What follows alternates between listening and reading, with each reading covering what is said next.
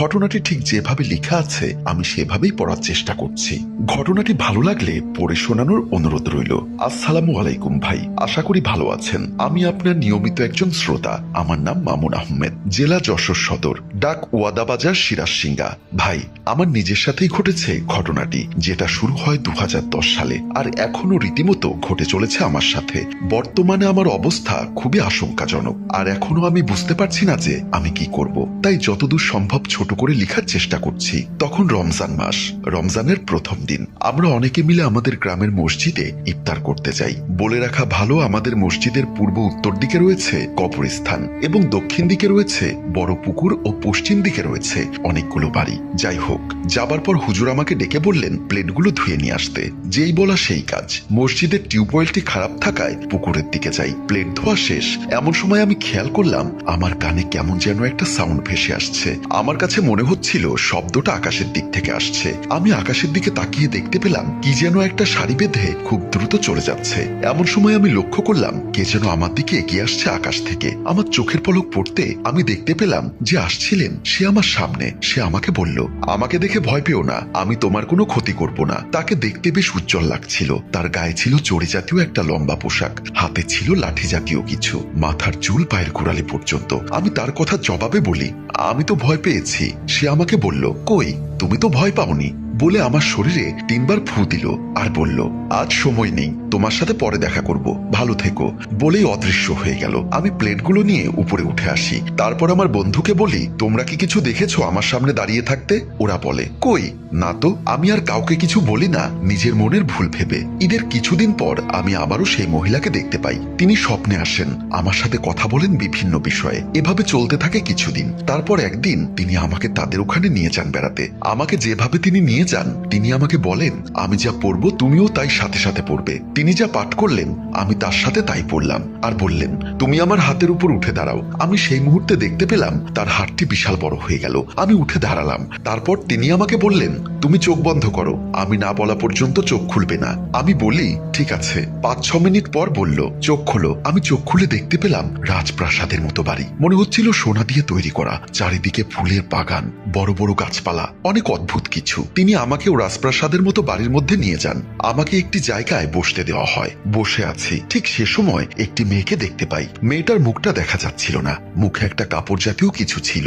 আমি সেই মহিলার কাছে জিজ্ঞাসা করতেই মহিলাটি বললেন, ও আমার একমাত্র মেয়ে। তারপর তিনি তার মেয়েকে ডেকে আমার সাথে পরিচয় করিয়ে দেন। অনেক গল্প হয় আমাদের। তারপর তিনি একটা লাঠি আমার দিকে দেন।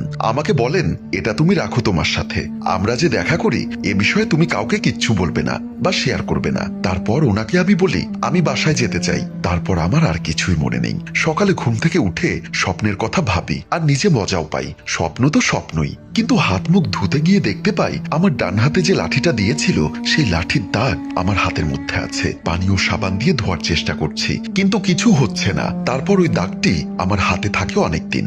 আস্তে আস্তে সেই দাগটি অদৃশ্য হয়ে যায়। তারপর ভালোই চলছিল দিনকাল। অনেকদিন পর মাঝে মাঝে স্বপ্নে এসে আমাকে নিয়ে যায়, আবার চলে আসি। এভাবেই চলতে থাকে। হঠাৎ একদিন আমাকে নিয়ে যায়, কিন্তু আর আমাকে বাড়িতে আসতে দিবে না বলে। আমি তাকে প্রশ্ন করলাম, কেন আমাকে বাড়িতে যেতে দিবেন না? তিনি আমাকে বলেন, দেখো, আমাদের একমাত্র মেয়ে আমাদের কাছে যা চেয়েছে তাই পেয়েছে। আমার মেয়েটা খুব জেদি, তোমাকে ওর ভালো লেগেছে এই কারণে। আমি তাকে কৌতূহল করে বললাম, দেখুন, আমিও তো তার চেহারা কখনো দেখিনি, একটা আবরণ থাকে সব সময়, তবে আমি কিভাবে রাজি হব? তিনি আমাকে বললেন, তুমি কি ওকে দেখতে চাও? আমি বললাম, হ্যাঁ, দেখতে চাই। দেখো, আমাদের মধ্যে একটা নিয়ম আছে, চাইলেই যে কেউ দেখতে পাবে না, কিন্তু তুমি দেখতে পাবে। তবে সাবধানে, ও বুঝতে পারলে তোমার ক্ষতি হবে। তুমি ওর আশপাশ দিয়ে 7 বার ঘুরবে, তবে একটানে ওর মুখের আবরণটি যদি খুলতে পারো তবেই তুমি ওকে দেখতে পাবে। যেই কথা সেই কাজ। অনেক কষ্ট করে আমি এই কাজটি হাসিল করলাম। আবরণটি খোলার সাথে সাথে দেখি মেয়েটি অদৃশ্য হয়ে গেল। কিছু সময় পর দেখি একটি সুন্দর মেয়ে আমার দিকে হেঁটে এগিয়ে আসছে।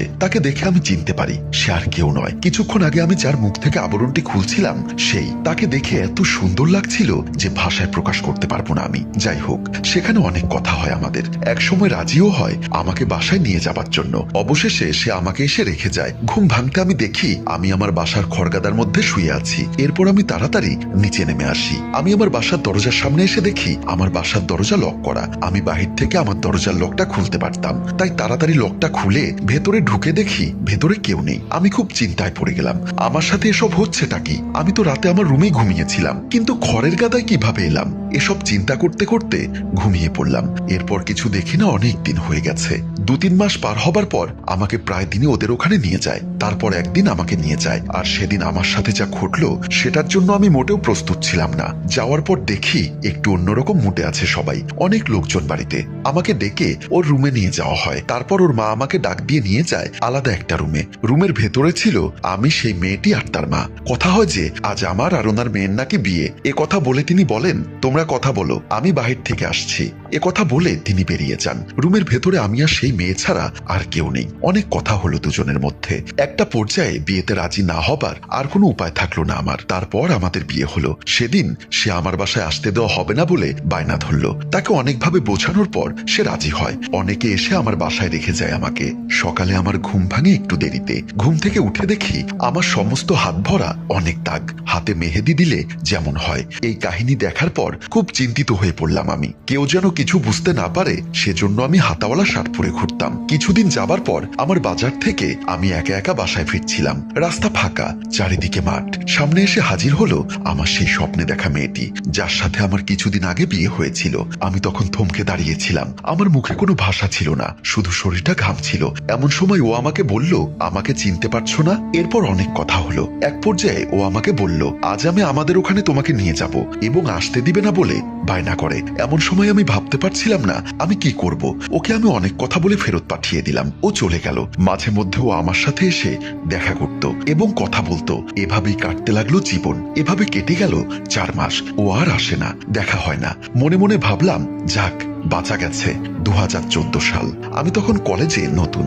অনেক বন্ধু হলো আমার। একদিন বাসায় ফিরতে অনেক রাত হয়ে যায়। আনুমানিক 10টা থেকে 10টা 30। এক পায়ে রাস্তা দিয়ে হেঁটে আসছিলাম। রাস্তাটা ছিল ঘন অন্ধকার, চারিদিকে ঝিঝি পোকার ডাক। আমার শরীরটা কেমন জানি বাড়ি দিয়ে গেল। জায়গাটার বিবরণ না দিলেই নয়। ওই স্থানটার নাম ছিল ব্যাপারী দিঘি। ফাঁকা মাঠ এবং রাস্তা বাদে কয়েকটা জায়গায় কবরস্থান। এমনিতেই জায়গাটি সকলের কাছে ভয়ের ছিল। আমি মনে মনে সাহস জোগাই এবং এগোতে থাকলাম বাসার দিকে। একটা সময় আমি লক্ষ্য করলাম আমি হাঁটছি, কিন্তু স্থান পরিবর্তন হচ্ছে না। আস্তে আস্তে আমার পা চলছে না। মনে হচ্ছে পেছন থেকে কেউ যেন আমার পা টেনে ধরেছে। শরীরের শক্তি যেন হারিয়ে যাচ্ছে। শরীরের সকল পশম দাঁড়িয়ে যাচ্ছে। আমি তখন চিৎকার দিতে চাচ্ছিলাম, কিন্তু আমার মুখ দিয়ে কোনো কথা বের হচ্ছিল না। এমন সময় আমি লক্ষ্য করলাম আমি মাটি থেকে উপরের দিকে চলে যাচ্ছি। আমি তখন বুঝতে পারি আমার সাথে আজ বড়ই খারাপ কিছু ঘটতে যাচ্ছে। আমি আল্লাহকে স্মরণ করলাম, আর যে সকল সূরা পাঠ করতে পারি সে সকল সূরা পাঠ করতে লাগলাম। এক সময় আস্তে আস্তে আবার মাটিতে নেমে এলাম।